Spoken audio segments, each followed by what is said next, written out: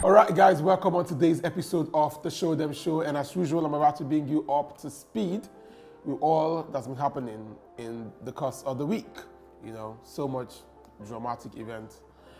The last 1 week has been quite interesting, really, as there's been a lot of controversy surrounding the news by the federal government making a donation to Niger. I mean, first and first, there was no official statements about this. This came out as a result of David Honde's investigation. So he leaked the information, and then the federal government were forced to react, as they always do. The federal government only reacts to everything. You know, the president is shocked, he's appalled, he's surprised. That it's always a reaction every time. It's never a no proactiveness, if that's the right word. So yeah, this news broke out last week, and everyone who cares about Nigeria is talking about it, because considering how broke our country is right now, you would think that this is the part where we should be saving and possibly begging other people to give us money, because we're officially broke. But Nigeria, just being the big boy of Lagos, is turning up in clubs and ordering drinks for everybody, but then going home broke. That's exactly what we're doing. But we're officially living the fake life, officially. We know that some people live fake life in Nigeria, but now as a collective association of Nigerians, we are now officially living a fake life, endorsed by our president, apparently, who has choose to lead the way. So now we're giving out 1.4 billion, or donation worth 1.4 billion to Niger. And in their smart, very intelligent response, they said they gave this money or these donations for security, to buy not armor tanks, of course, not bombs or weaponaries, not drones, not fighter jets, but Land Cruiser jeeps. I don't get it. It looks to me like, the military in Niger would just be chilling in their ride while chasing terrorists. They'd just literally be chilling, having a drink or two while chasing terrorists. Because that doesn't seem to me like it's a vehicle designed to fight insecurity. It just seemed to me like our president just felt like, as a big brother, he wants to reach out to his cousins in Niger and just do some giveaway. He's feeling funky and excited, today. He's like, so what am I going to do today as a sitting president of this very rich country? No, I'm just going to send money out to Niger for the fun of it. That's really what it means to me, because there's no sense in that whole donation. And when you think of the many things that money can do for Nigeria right now, you would think that, our federal government will be either saving what we have for rainy days, or it's already raining anyways, but saving for more rains when they come, as they will, or using that money to resolve the internal crisis that we have. For instance, the Nigerian students have been at home for over 5 months, because ASU is demanding that they get paid, and the federal government are insisting, that they don't have money. They don't have money, and I believe them. There's really no money, only that there's enough money for giveaway, but there's no money, to solve our internal problems. So whilst the Minister of Labour is in closed rooms meeting, negotiating with ASU, trying to see how they can reach a compromise, our president is busy doing giveaway. It's like, your principal working against you. You're out there trying to. I can imagine what Ngige feels like. Ngige comes out of the meeting and he hears the president has just given 1.4 billion to Niger. He's like, for Christ's sake, he's trying to. I just need to tell people that we don't have money, and there this man is. It can be very frustrating, and as though that's not enough. We've been asked to create a WhatsApp group and go and beg ASU to come back to classes.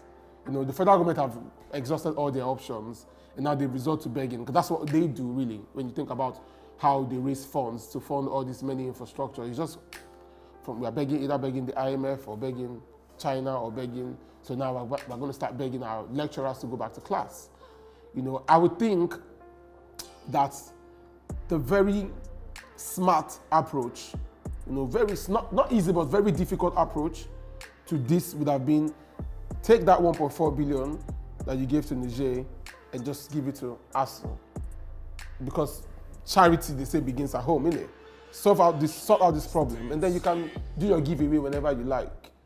That to me seemed like the only sensible thing to do. But of course, the people in the arms of our affairs are really smart. They even make Solomon look dumb. For those of you who are not aware of what played out at the APC vice presidential unveiling ceremony, I'm happy to bring you up to speed. So this is what happened. Turns out that the APC decided to run with the Muslim ticket, which obviously a lot of Christians find offensive, right? They feel like they have not been inclusive in their decision, and therefore they have segregated or shut out a huge section of our population. So there's been some uproar about the whole situation, and some Christians in the party have even moved, defected. So at this ceremony, they had a lot of religious clerics to represent the Christian community. A lot of them there just looked like jokes. I mean, you will see the way they put on their cap, the way they wore their attire. They did not have the panache. Oh, I like the word panache. I haven't used that in a while. They did not have the panache of, a bishop or an archbishop, as you would say. They did not have the panache of a bishop, So it was very easy for people to spot them out as frauds, And so Pretty Mike has decided to reenact that whole event in the last week. But at least, unlike the APC, Pretty Mike was quite confident about his selection of fraud bishops. He did that with his chest out. There's no need to lie or pretend, that people are what they say they are. And it really brings a lot of questions, and the people that we are looking or who are clamoring for our votes. If you, at this point, begin to be dishonest, you haven't even gotten the power yet, you haven't even gone to the election yet, but you're already exhibiting this level of dishonesty. I mean, it just tells us what to expect. You can't expect anything different from people like this. And this is for me the point where we draw the line, and start asking important questions. Who are these people? What is their, ideology? What's their philosophy? What are their principles? Because anyone with principle would not try to fake another person's religion, knowing how offensive that could be. I mean, if this was a reverse, we know this country would be in flames by now. And finally, on to some good news, because I don't want to be a carrier of bad news, right? So yeah, there's been some good news happening.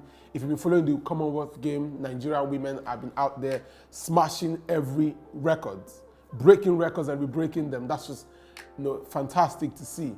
It's really inspiring to see that in spite of what's going on in the country, there's some positives to take out, and positives don't have the government involved, yes, of course, because everything they touch on to sound. But yeah, it feels so good really to see that our women are out there, winning medals, outrunning everyone, outshining everyone, for the first time. It feels quite good to see that Nigerian women can be, actual gold diggers without being judged, That's a good thing, isn't it? But then it only makes sense, when you think about how tough the country is. Everyone in this country literally running from something. Even the president said it the other day. He can't wait.